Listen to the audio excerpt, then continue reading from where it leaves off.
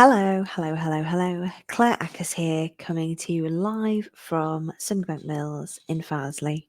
And the very fact I am here live on a Wednesday afternoon instead of a Thursday morning, it pretty much exemplifies what I want to talk to you about today. So if you're watching me live, please say hello in the comments. And if you are catching up a little bit later, please say hello with hashtag replay. So today's conversation is called it's Reflections on November, and the subtitle is How Am I Still Sane? This has been probably one of the busiest months of my life, and I'd just love to share some reflections with you, really, because well, my job title is an authenticity coach, which is a totally made up job title, right? Which is one of the joys of being a female entrepreneur. You can make up your own job title, but it does what it says on the tin. I never pretend to be perfect. I never ever pretend or try to put myself on a pedestal or a pedal stool if you watch the IT crowd. I share the journey, right? I share the journey. I share the ups, the downs, the lows, the highs, the learnings, so that we can all go on this journey together. That for me is the essence of authenticity, knowing who you are, what you stand for, and then having the courage to live that every day. So, like I say, this has been one of the busiest months of my life, and I'd love to share both what's happened with you, but also what the learnings have been, what I have taken from this period. So, the first theme is living my values with my kids and husband. So, one of the landmark pieces that happened was in half term doing the NC 500 in our camper van, Nellie, or Nellie the Money Pit, as we like to call her. Now, back in January of this year, I had a vision. That we should get a camper van. And what that resulted in was us getting rid of my very nice 4x4 with all the comforts and the gadgets and whatever, and investing in a pre-loved VW camper van. Because one of mine and my husband's shared values is adventure. And that's something that is so important to us to instill in our kids. So this year we've been to Cornwall, we've been to the south of France, we've been to Scotland a few times, we've been to the Lake District a bunch of times. But in half term, so at the start of this month, we decided we wanted to take our kids on the NC 500, which is the North Coast 500, which is round the top bit of the Scottish Highlands. And that was it was just wonderful. It was just wonderful and living proof that you can live your values. So our shared values, as I say, are adventure, but also freedom and independence. And yeah, absolutely. We have 3 kids. They fell out a lot when they were sitting in the back of the van. But also we showed them just beauty and choice and adventure and deciding we wanted to go somewhere else that day and just doing it and just the beauty of their open road. So that was one piece. And then another piece to mention why it's been the busiest period of my life is that for 2 of the 4 weeks, my husband has been away.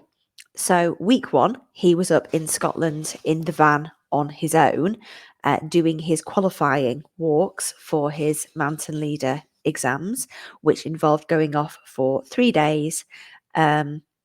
With nothing but a rucksack, a tent, and a poo shovel, and sleeping in bothies and out in the open and all that stuff.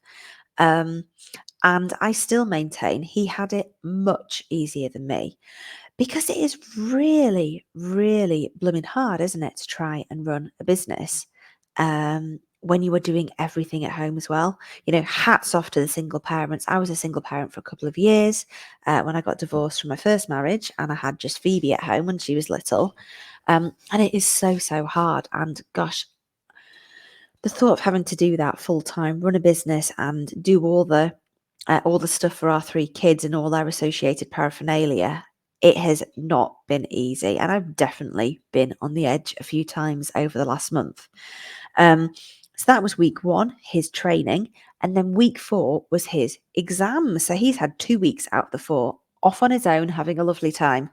But I'm pleased to say that he has passed his exams with flying colours. So I will raise a glass to Anthony Ackers and say that he's passed all his exams now. So he's done really, really well. And I'm really, really pleased that he is home now and that's all done. But I could very have easily turned into angry mum, into angry Claire, into just give up and just survive through this month. But what really, really helped me, and I share this in the hope that if you're similarly overwhelmed, it might help you too, is keeping up my essential standards. So making sure that I was doing all the things that I need to do in order to stay sane, but also to stay connected to who I am and why I am doing all this.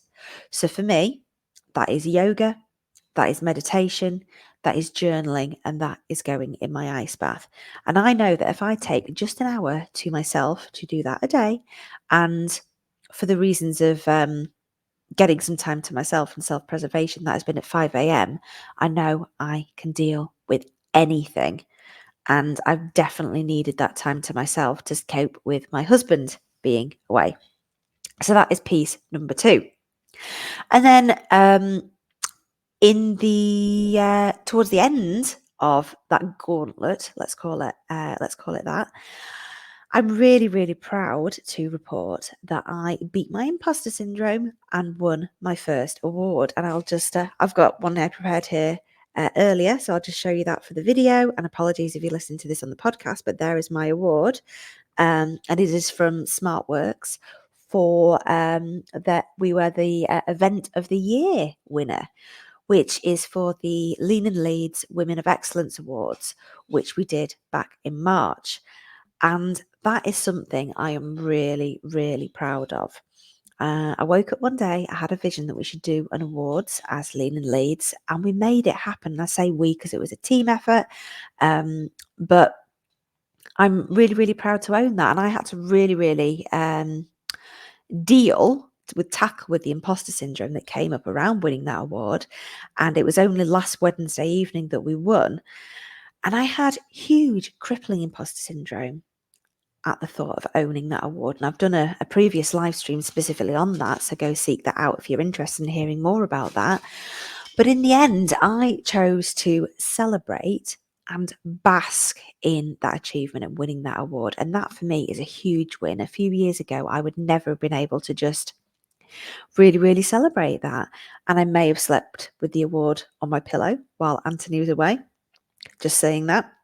Okay, so the next piece was finally finally achieving the number one reason I set up a business in the first place.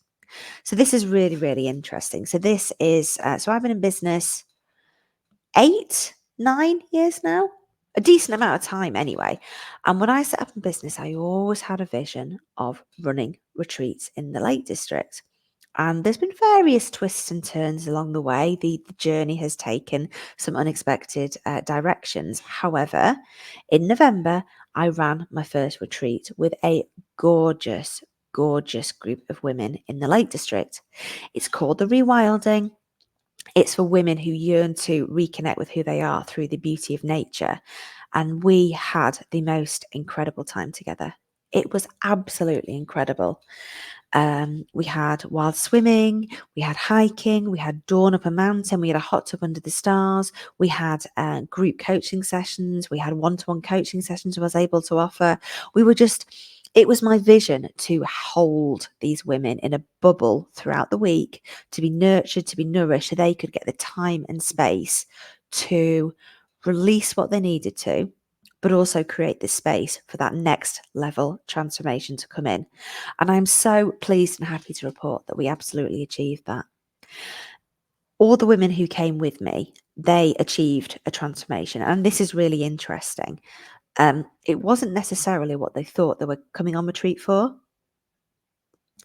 but they managed to achieve the perfect transformation for them. You know, it's that stuff that they didn't even know they were craving. And it was so, so beautiful to watch that journey unfold for them. And there were definitely some learnings along the way. There were definitely some setbacks, but this is all part of the journey, right? And this is another reason that I'm really, really proud, is being able to deal with those setbacks, to release the expectations of what should be, in order to acknowledge and celebrate what actually is, that trust and releasing piece. And that is so, so interesting. And I didn't think I was going to share this, but it's coming out my mouth, so buckle up.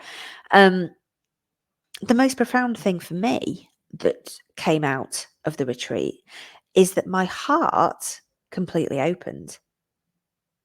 I wasn't expecting that. I came back with my heart absolutely opened and welcoming, and specifically, I came back absolutely head over heels in love with my husband. Was not expecting that. I mean, obviously, I love him, been together 10 years, it all becomes a bit transactional, but I am obsessed with him. It's it's quite embarrassing, really, but it's just really interesting, isn't it, that when you are open to things, the most beautiful, unexpected stuff can occur. And just the joy of capering naked in a lake with lovely, lovely clients is just, you can't get that in a boardroom. Yeah, so I'm running another retreat in February. So if you have listened to this piece and you think, "Oh, that sounds interesting," drop me a message and we can have a chat about whether the retreat is a good fit for you. And then the final piece I want to talk about is I am currently right in the middle of the most impactful coaching series I've ever created. Now, I quite regularly run 5-day coaching series, totally free for the community on a specific theme. So I've run them on visibility, I've run them on leveling up, all sorts of different topics. But this particular one is on imposter syndrome. And it's brand new and it's called the Imposter Epiphany. And I am on fire. I absolutely love it. We've got over 150 women signed up to this thing, totally free. They're just giving up their time in order to be taught by me for 30 minutes a day, Monday to Friday. And we're having a ball. Oh my gosh, it is an absolute privilege to hold space for these women. I can see the light bulbs going off left, right, and centre. I can see how much they are getting from our time together. I'm having an absolute blast and the time of my life sharing this stuff. And I know that this coaching series is changing lives. And again, it's about having that vision and just trusting and putting it out there. And if you know you have imposter syndrome and you would like my help with sorting it out, watch this space or again, send me a message because there is something very special on its way to you. So I am very, very pleased to have got to the end of all those landmark events and, to still be in the middle of the coaching series. But there are some common themes, right?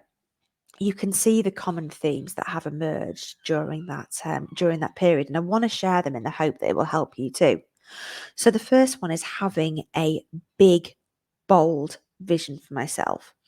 One that feels really stretchy, one that feels a bit triggering, one that feels a bit, oh my gosh, could I actually do that? Is anybody going to want that? What are they going to say? That big, bold, beautiful, audacious vision. It's about having that and clinging on to that and being clear about that when things get a little bit rocky. And then the second theme is being brave and putting myself out there. Anybody can have a dream. Anybody can have a big idea. It's the action. It's the bold, brave, vulnerable, consistent action that makes the difference. To consistently showing up, to picking yourself up if something goes wrong, to holding onto that vision when you're losing sight of it and you feel like you're wading through treacle and nothing's happening. It's taking that action.